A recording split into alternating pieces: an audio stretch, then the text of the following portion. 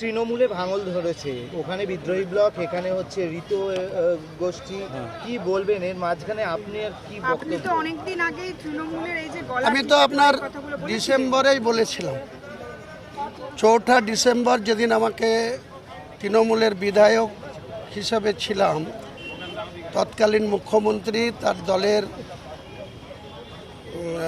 ফিয়াদ হাকিমকে দিয়ে আমাকে যখন সাসপেন্ড করেছিল, সেই দিনে আমি বলেছিলাম তৃণমূল পার্টিটা আগামী 2026-এ আর কামব্যাক করতে পারবে না, ক্ষমতায় আসতে পারবে না। সেটাই উপরওয়ালার দয়ায় হয়েছে। কাজেই তারা যে পার্টিটা থাকবে না সেটা অনেক আগেই আঁচ পেয়েছিলাম। তাদের যে চলাফেরা, তাদের যে বিজনেস পারপাসে পার্টিকে ব্যবহার করা, মানুষের ভোট নিয়ে মানুষের সঙ্গে যে তন্ত্রকতা করা, যে দুর্নীতিতে ডুবে যাওয়া, এসবের ফল হওয়ারই ছিল। মমতা বন্দ্যোপাধ্যায়, অভিষেক বন্দ্যোপাধ্যায়ের ভবিষ্যৎটা কি মনে হচ্ছে আপনার? অভিষেক বন্দ্যোপাধ্যায় খুব শীঘ্রই শ্রীঘরে যাবে। আর মমতা বন্দ্যোপাধ্যায় একজন বয়োজ্যেষ্ঠ মহিলা এবং রাজনীতিতে তিনার অনেক অবদান রয়েছে। তার যদি কোনো দুর্নীতি প্রমাণিত হয় সেটা আইনের পথে চলা উচিত। কি হবে সেটা ভবিষ্যতে। কনফিডেন্স তো আজ পাওয়া যাচ্ছে, আগে থেকেই আমাদের কাছে খবর ছিল এবং এখন তো বুঝতে পারা যাচ্ছে যে তিনি আর শ্রীঘরে যাওয়ার রাস্তা শুধু সময়ের অপেক্ষা।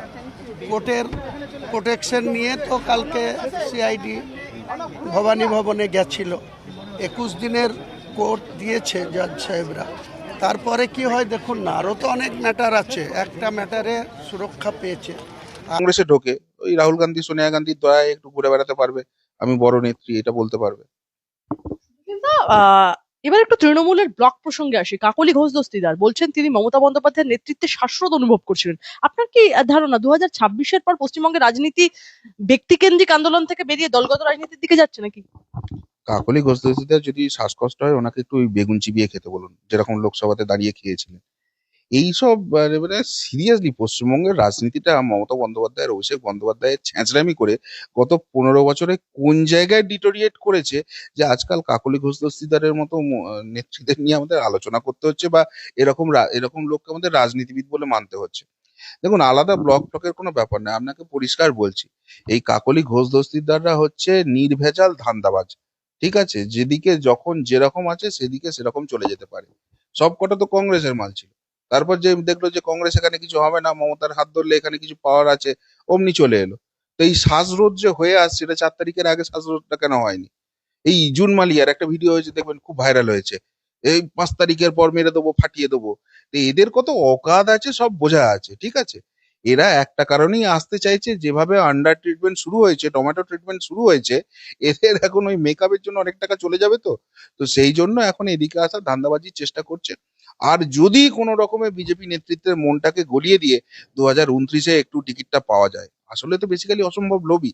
আর তার থেকেও এদের মনের মধ্যে একটা বড় ভয় আছে, এদের সিন্ডিকেট রাজ, এদের দুর্নীতি, এদের দু হাতে তোলাবাজি, এ তো মানুষ সব জানে। সুতরাং যেভাবে ধরপকড় শুরু হয়েছে, গত 1 মাসে 300+ তৃণমূল নেতা নেত্রী অ্যারেস্ট হয়ে গেছে, এগুলো সবগুলো জেলে যাবে। সুতরাং এই যদি একটু এদের পদলেহন করে সেই জেল যাওয়াটা বেঁচে যায়, এতদিন দুহাতে যে দুর্নীতির টাকাটা ইনকাম করেছে সেটা যদি বাঁচানো যায়, এইসবই তো হচ্ছে ধান্দা, তার বাইরে তো আর কিছু নয়। আপনি বলতে চাইছেন তাহলে কি ইনক্লুডিং জুন মালিয়ার কথাও বললেন, যে জুন মালিয়াও জেলে যেতে চলেছেন, সেই রাস্তা প্রশস্ত? সেটা তারা ভালো করে বুঝতে পারবে। কারুর যদি কোনো রকম কিছু না থাকে তাহলে সে বুক ফুলিয়ে ঘুরে বেড়াবে। যেমন আমাদের কথা চিন্তা করুন, আমাদের কতবার বলা হয়েছে আমরা বিজেপির দালাল, বিজেপির পয়সা নিয়ে আমরা নাকি ভিডিও করি, শুভেন্দু অধিকারী পয়সা দেয় বলে আমাদের সংসার চলে। তো এই মমতা ব্যানার্জি আর অভিষেক ব্যানার্জি মিলে কতবার আমার ব্যাংক অ্যাকাউন্ট ফ্রিজ করিয়েছে। 5 পয়সা যদি দুর্নীতি পেতো তাহলে কি আমাকে ছেড়ে রাখতো? ঘেঁটি ধরে জেলে পুরে দিত। কিন্তু বুক ফুলিয়ে চোরকে চোর বলে গেছি, বাটপারকে বাটপার বলে গেছি, মমতা ব্যানার্জি অভিষেক ব্যানার্জিকে রেয়াত করিনি। কেন? কেননা 5 পয়সার দুর্নীতির সঙ্গে আমার কোনো সংস্পর্শ ছিল না। ভোটের আগে আপনারা জানেন ক্যামাক স্ট্রিট থেকে ফোন এসেছিল, ভোটের আগে আপনারা জানেন যে 20 লাখ টাকা মাসে দেবো ব্ল্যাঙ্ক অফার এসেছিল, ব্ল্যাঙ্ক চেক দিয়েছিল যে কিচ্ছু করতে হবে না তোমাকে, আমাদের প্রচারও করতে হবে না, শুধু মুখটা বন্ধ রাখো। কিন্তু না, টাকা পয়সার জন্য তো নয়, এই চোরগুলোকে সরাতে হবে, সেই জন্য বুক চিতিয়ে কাজ করে গেছি। তো এখন যদি জুন মালিয়ারা এতই মহৎ কাজের জন্য করতে চাইছেন সবকিছু, তাহলে সবার আগে একটা কাজ করুন না, রেজিগনেশন দিন এবং রেজিগনেশন দিয়ে আবার মানুষের রায় নিয়ে জিতে সংসদে যান। মেনে নেবো, এদের কত অকাত আছে, কোনো অকাত তো এদের নেই। সুতরাং এখানে যখন এরকম চুপি চুপি গুপি চুপি করে বাঁচার একটা চেষ্টা চলছে, সেখানে নিশ্চয়ই 2 নম্বরই কোনো ব্যাপার আছে, না হলে এত কিছু করার দরকার হতো না।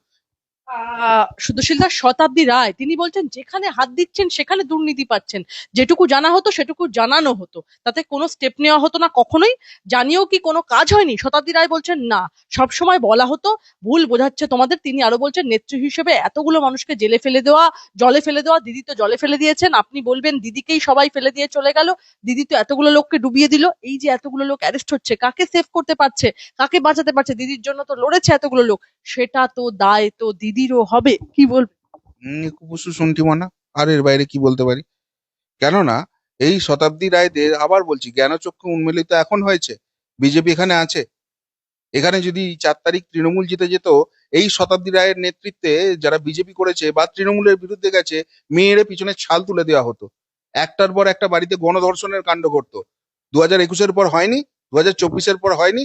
একটা ইনসিডেন্ট দেখান শতাব্দী রায় যেখানে দেখেছে বিজেপি কর্মীদের উপর অ্যাটাক হয়েছে, বিজেপির একজন করে বলে তাকে খুন করে দেওয়া হয়েছে, মায়ের কোল খালি হয়ে গেছে, শুধু বিজেপি করে বা হিন্দু বলে তার দোকান জ্বালিয়ে দেওয়া হয়েছে, তার বাড়ি পুড়িয়ে দেওয়া হয়েছে, ঘরের মায়েদের দিদিদের রাস্তায় টেনে গিয়ে কুকুর শিয়ালের মতো ছিঁড়ে খাওয়া হয়েছে। তখন এই শতাব্দী রায়ের এই জ্ঞানচক্ষু মিলিত হয়েছিল, স্টান্স নিয়েছিল তার বিরুদ্ধে। আজকে বড় বড় কথা বলতে এসছে, ভালো সাজতে এসছে। আবারও বলছি, তৃণমূল হলে সে ভালো হতে পারে না, ভালো হলে সে তৃণমূল হতে পারে না। এই শতাব্দী রায়ের মতো তৃণমূলদের নতুন নাম দেওয়া যেতে পারে নাকা ন্যাকা তৃণমূল, এর বাইরে আর কিছু নয়। কেউ ন্যাকা, কেউ ব্যাকা, বাকি কেউ ভালো বলে কোনো রকম কোনো বস্তু হয় না। একটা সময় শতাব্দী রায়ের একটা ভিডিও ভাইরাল হয়েছিল যেখানে শতাব্দী রায়কে বলতে শোনা যাচ্ছিল আগত জনসাধারণকে যে আমাকে দেখতে গেলে তো টাকা লাগে, এখন কি টাকা লাগছে, এখন টাকা লাগছে না। সেই শতাব্দী রায় আজকে এই ধরনের কথাবার্তাগুলো বলছে। তাহলে আপনারাই বুঝে নিন না, এদেরকে যে ধান্দাবাজ বলছি, নিখাত ধান্দাবাজ বলছি, কি ভুল কথাটা বলেছি। এরা ঢেউয়ের পানা, ঢেউ যেদিকে আছে সেদিকে যাবে। এরা খুব ভালো করে জানে এদের 5 পয়সার অকাত নেই যে একটা ময়দানে নির্বাচনে নেমে সেখান থেকে কিছু করতে পারবে। এদের পিছনে একটা প্রতীক লাগবে। এতদিন বাংলায় চলছিল তৃণমূলের ভোট চুরি, 2 হাতে করে ভোট চুরি করে এই অনুব্রত মণ্ডলের মতো গরু খেকো নেতাগুলো, গরু খেকো ইন দ্য সেন্স গরু পাচারের জন্য বলছি আমি, তারা শতাব্দীকে জেতাতো, সেই জন্য অনুব্রতের সঙ্গে সেটেলমেন্ট করতে কোনো অসুবিধা হয়নি। এখন বুঝে গেছে অনুব্রতরা পুরো মুছে টুছে একদম হাওয়া ফুস হয়ে গেছে। সুতরাং সেই জায়গা থেকে এখন বাংলায় আগামী 30 বছর 50 বছর হয়তো বিজেপি রাজ করবে। তাই যে করে হোক নরেন্দ্র মোদী শুভেন্দু অধিকারীর পদলেহন করে একটু যদি বিজেপিতে জায়গা পাওয়া যায়, আমার ধান্দাবাজি কন্টিনিউ হবে। কিন্তু আমরা সেটা হতে দেব না। বিজেপি যদি ভুল করেও চান্স দেয়, আবারও বলছি, সোচ্চার প্রতিবাদে থাকবো, এর জন্য রাস্তায় নামবো, প্রয়োজনে রাজনীতিতে নামবো। কিন্তু এইসব শতাব্দী রায়ের মতো ধান্দাবাজীদের, কাকলি ঘোষ দস্তিদারের মতো ধান্দাবাজীদের কোনো এন্ট্রি দেবো না। শেষ দুটো প্রশ্ন আপনার কাছে, সেটা হলো পশ্চিমবঙ্গে বিজেপির নিবেদিত প্রাণ কর্মী এবং সমর্থক যাদের কথা আপনি এক্ষুনি বললেন মায়ের কোল খালি হয়ে গিয়েছে, পশ্চিমবঙ্গ আপনি তাদের সাথে সবসময় যোগাযোগে থাকতেন, আমি জানি এটা, সাহায্য করা বা সমস্ত আইনি দিক থেকে তাদেরকে বলা। এবার সে জায়গা থেকে যতদূর আপনার সামর্থ্য হতো, সুদর্শন দা, এই প্রশ্নটা আপনার কাছেই জানতে যাবে, পশ্চিমবঙ্গে বিজেপির যে নিবেদিত প্রাণ কর্মী এবং সমর্থকদের মনোবলের উপর এই কি প্রভাব পড়তে পারে? এই রাজনৈতিক পুনর্বিন্যাস কি সেই শহীদ কর্মীদের আত্মত্যাগকে প্রশ্নের মুখে দাঁড় করাচ্ছে না? দেখুন, একটা কথা আমি বলবো, একটা না, এখানে আমি দুটো কথা বলতে চাইবো। বিজেপি সবসময় বলে তারা পার্টি উইথ আ ডিফারেন্স, এবং যেটা আমি আবারও বলছি যে আমার কাছে পুরো পিকচার ক্লিয়ার ছিল না। বিজেপির বেশ কিছু শীর্ষ নেতার সঙ্গে কথা বলার সৌভাগ্য হয়েছে, সেখান থেকে তাদের যে ভাবনা চিন্তা রয়েছে, অবভিয়াসলি সেই ভাবনা চিন্তা থেকে বলতে পারি এটা একটা বিগার কজে হচ্ছে।